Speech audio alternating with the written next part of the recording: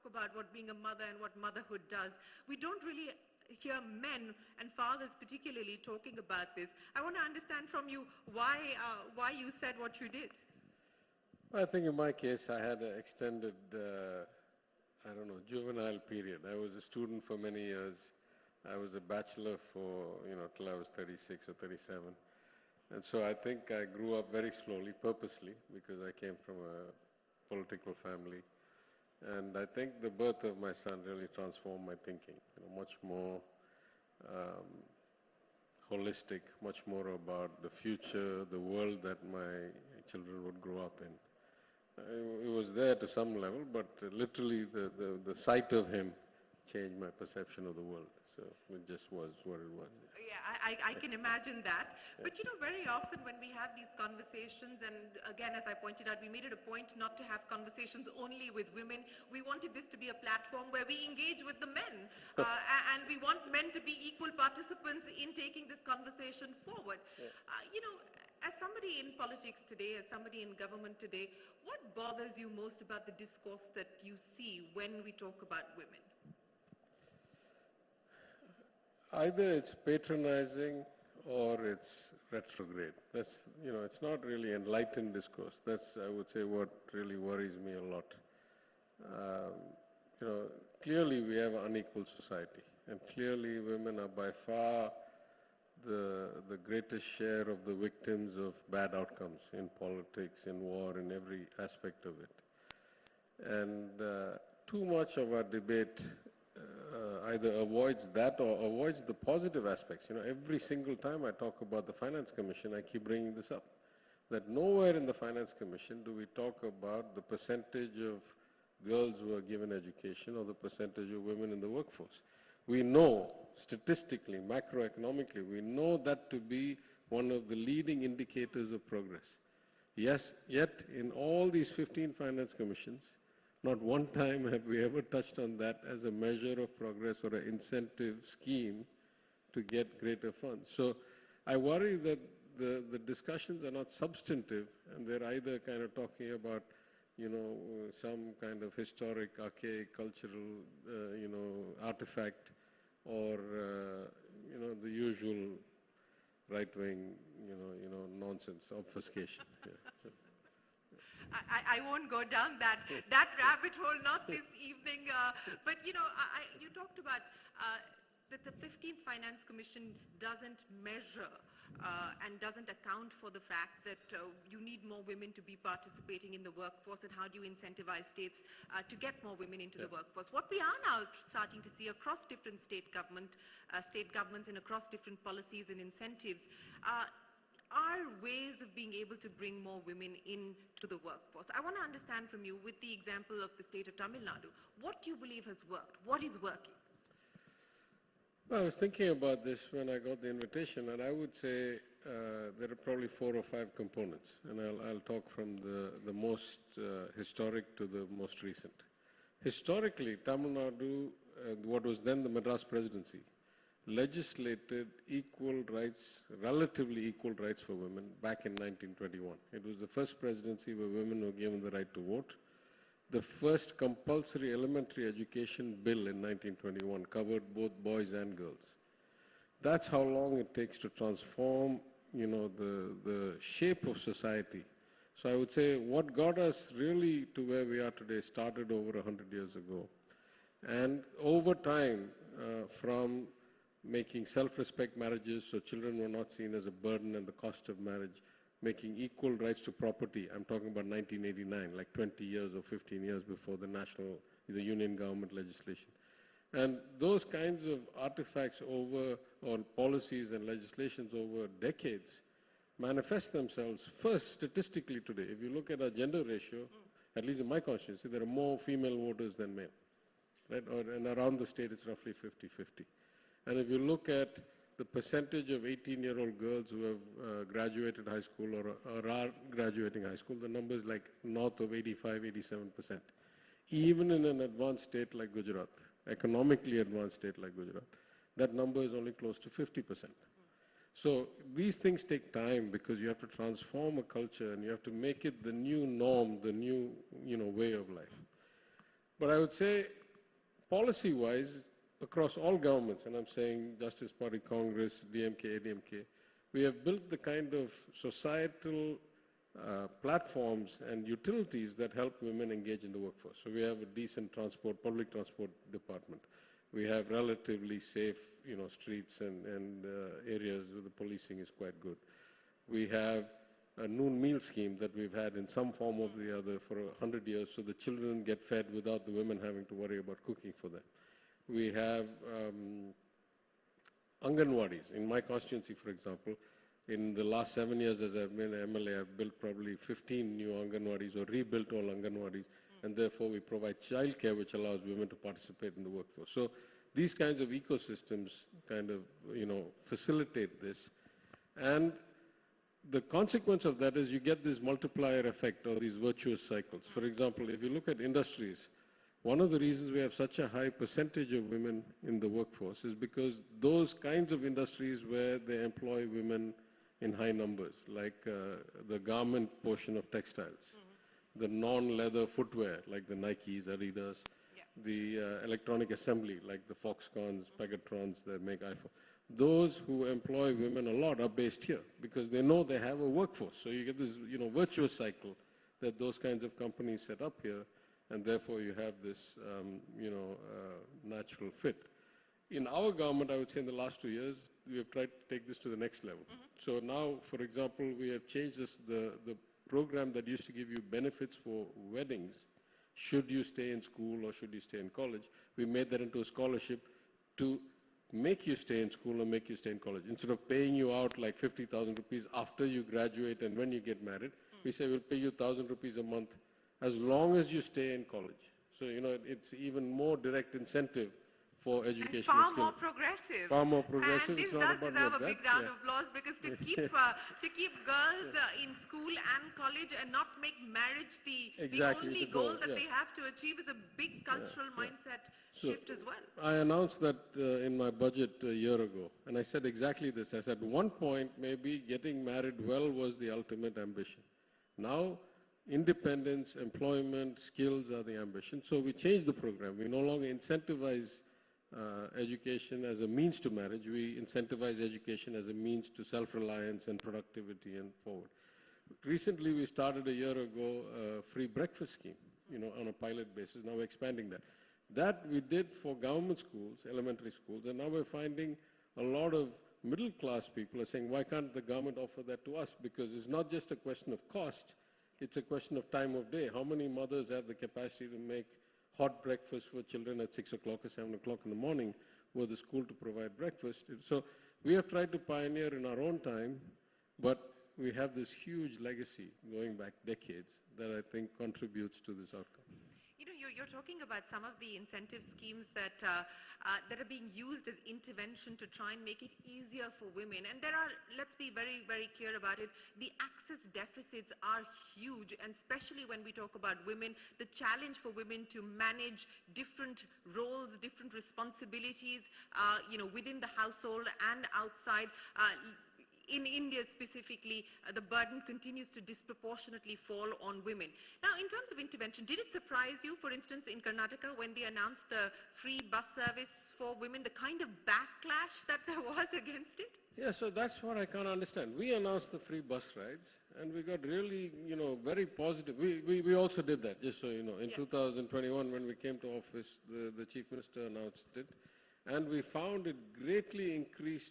To be fair, not at the higher end of like IT or banking or accounting, but at the lower end of domestic work and like MSME work, it greatly increased the participation of women.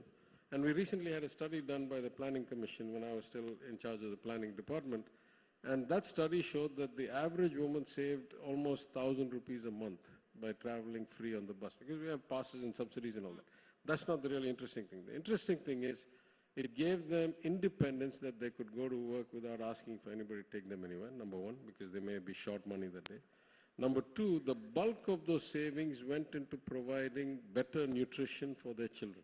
I mean, it's not a lot of money, but, at that level of income, even those extra few hundred rupees a month or 1,000 rupees a month can make a meaningful difference. So I think, these kinds of things. So I was quite shocked actually why there was a backlash in Karnataka, because here, I mean, we had some teething troubles on operation.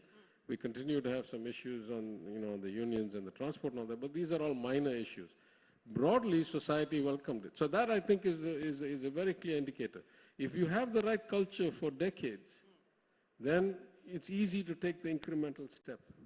If you try to leapfrog where you haven't been doing all these things, maybe not as many or not as well, and you suddenly try to do something, then you get backlash. And I was actually quite shocked by the backlash, to tell you the truth. Yeah. As was I. But, speaking about the road ahead, and you talked about incremental changes, and some of these changes that you just articulated fall in that category.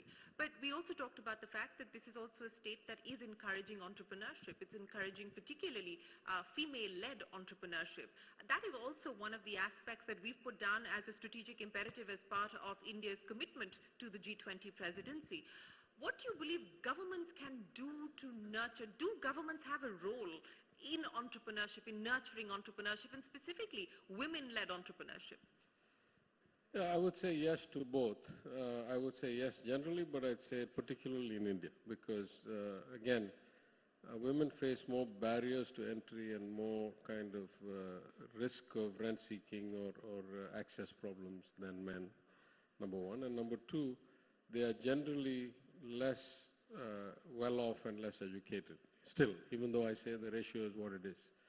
So in our case, our broader initiatives first starts with education. First get as many of them into school, then as many of them into college, then of course as many of them into the workforce. But as you know, in a country like India, it's not realistic that all of them are going to get employed. And entrepreneurship gives us that kind of bridging of creating productive people without having to worry about do they have this qualification or that skill, because they're always from hyper-local to local needs of the economy that are filled by entrepreneurs. And as you know well, MSMEs are the greatest job creation engine by far. More, large corporates are kind of flashy and provide high-quality jobs with maybe trickle-down or second-tier effects, but the bulk of job creation happens in MSMEs. And as you may know, as I'm sure your statistics show, Tamil Nadu has also the highest number of women entrepreneurs, and as a percentage of the entrepreneurs, women are more here than everywhere else. Now, some of that is because of all this ecosystem. Some of that is the government taking conscious decisions. So we have something called a Tamil Nadu Women's Development Corporation. In my budget of the last budget, I announced a Tamil Nadu's women's entrepreneurship and women's startup mission to particularly focus on getting them to the right place. And I think the bulk of our SHG movement, which we were quite pioneers in, this self-help group movement, really has been a good breeding ground for the kinds of skills. And then you have to do micro efforts. So in my constituency, for example, about a year and a half ago, we kicked off a statewide program to teach accounting, kind of compliance with tax and basic management with partners like TIE and other networks. And we started in my constituency, but it's going around the state. So we have special focus. We give special benefits both in terms of loans, interest subvention for education, for business loans. In the NEEDS program, for example, we give some reservation and some increased amounts for women. In many ways, we try to facilitate women entrepreneurs. And just now, I've returned from Hyderabad this weekend. They have a We Hub, which my friend Ram KTR pioneered. And we are going to partner with them. That's where our last Future Female Forward event was at the We Hub.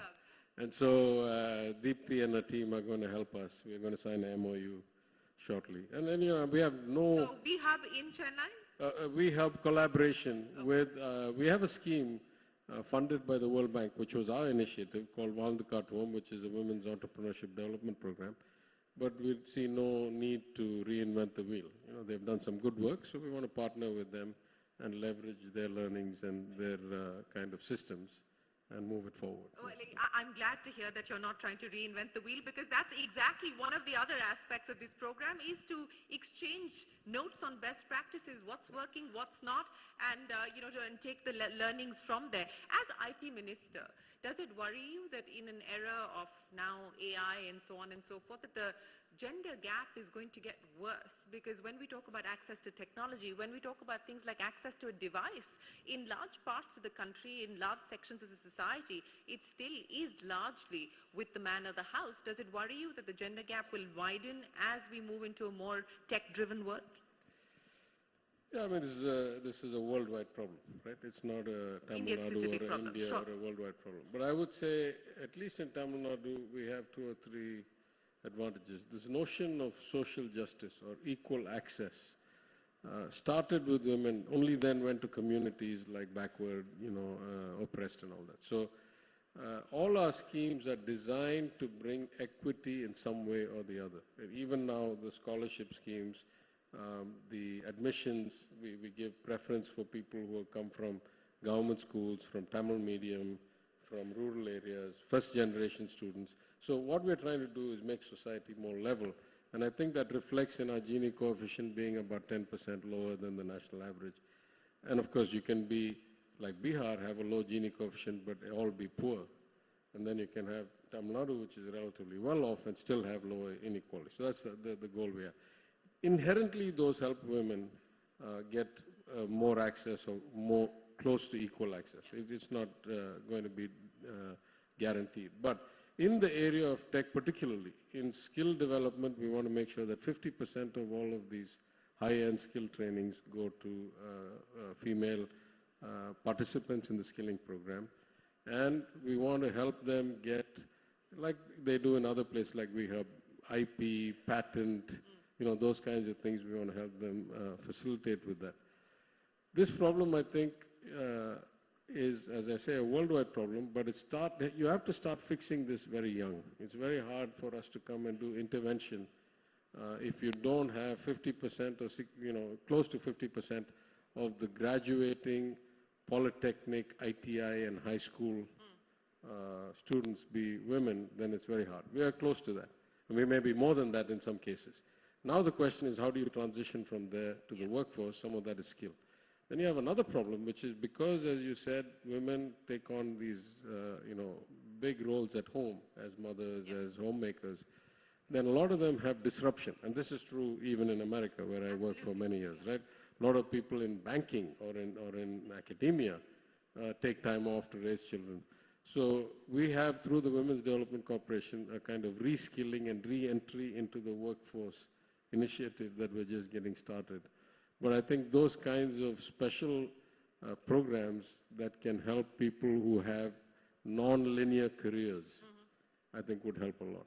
Oh, yeah, most certainly. And I think most sectors and most organizations at this point in time are in their own way trying to find ways of being able to bridge these gaps, as well as look at how you can bring down attrition and bring back women who've gone on long periods of leave. We're talking about gender parity, Mr. Thiagarajan. Gender parity in Indian politics, unattainable?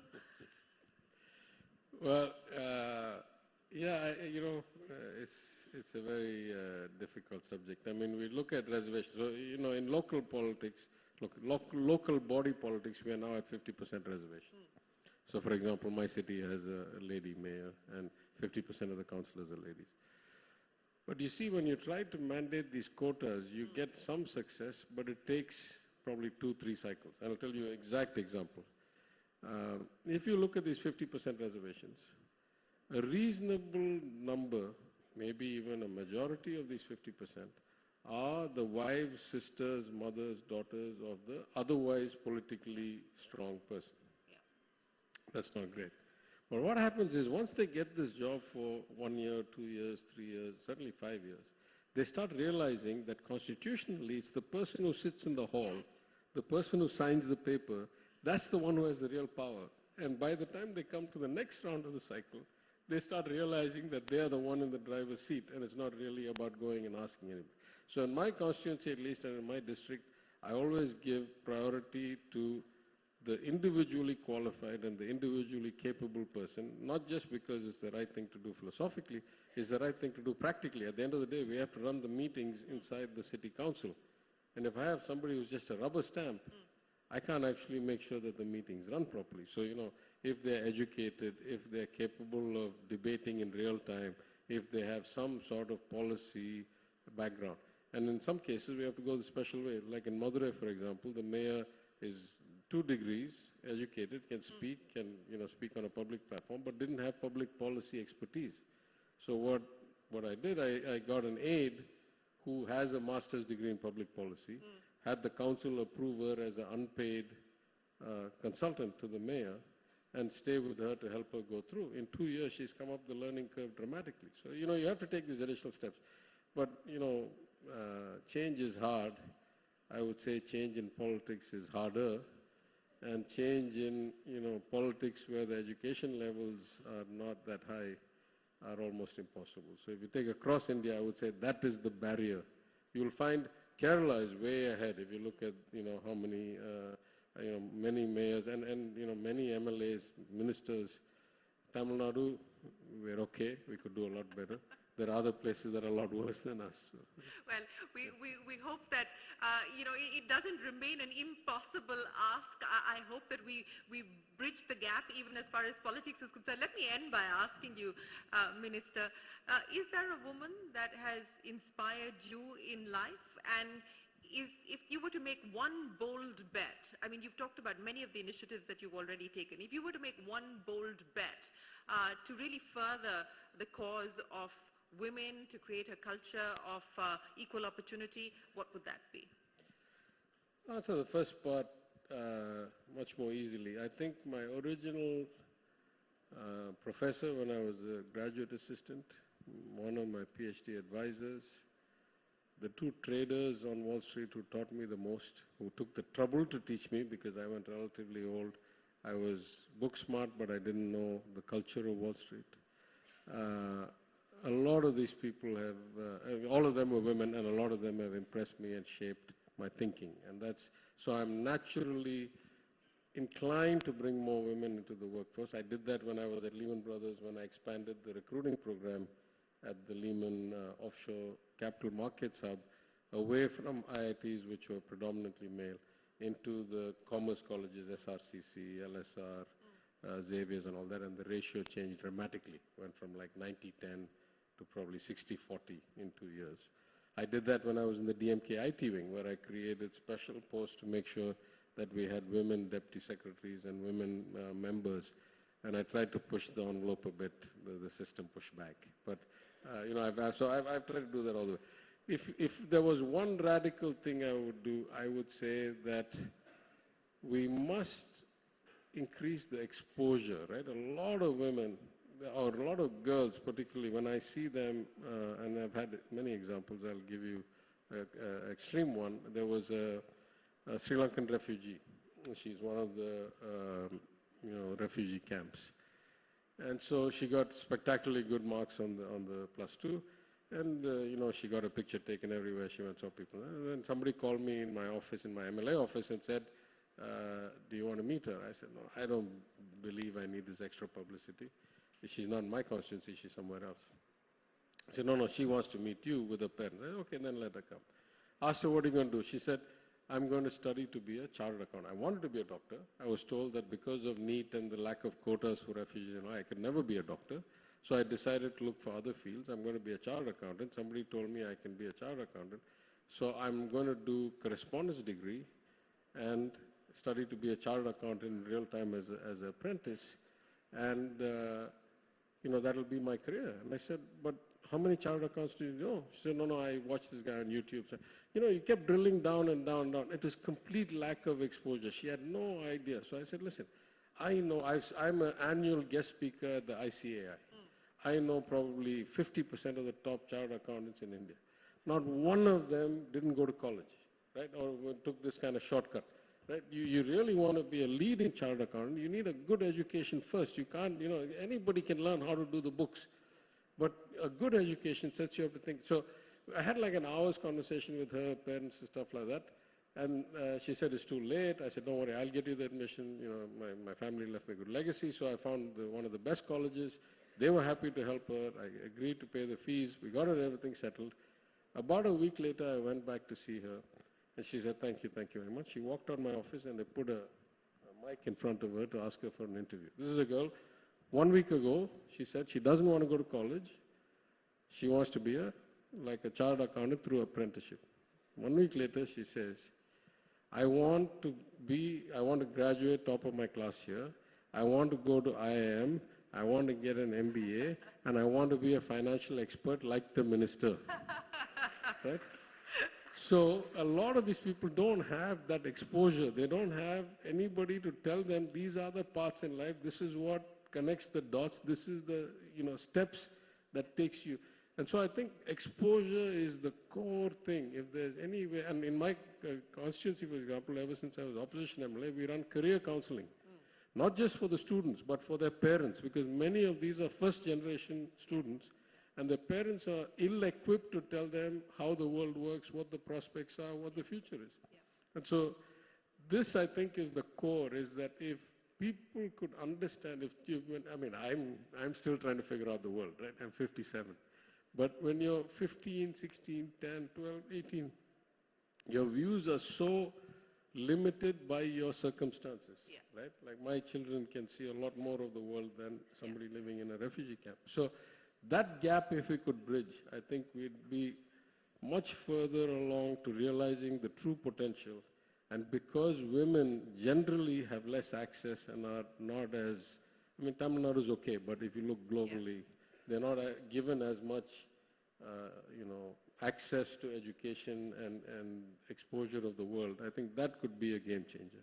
Well, we hope and we pray that through the power of mentorship that you just spoke of, through the power of creating a facilitative environment by way of government policy, intervention, etc., we do ensure that no woman or no man is a prisoner of his or her circumstances, and that is what the goal should be. Minister Thiagarajan, it's been an absolute pleasure. Thank you very, very much for joining us here on Future Female Forward. We truly appreciate your time as well as your insights. Thank you so much for being here this evening. Yes, right. Shruti. Thank you so much, sir, for those valuable insights. And thank you, Shereen, for setting the tone for the evening. Ladies and gentlemen.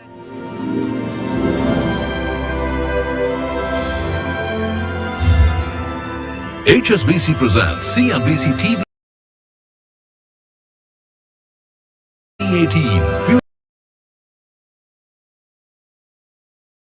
Future Female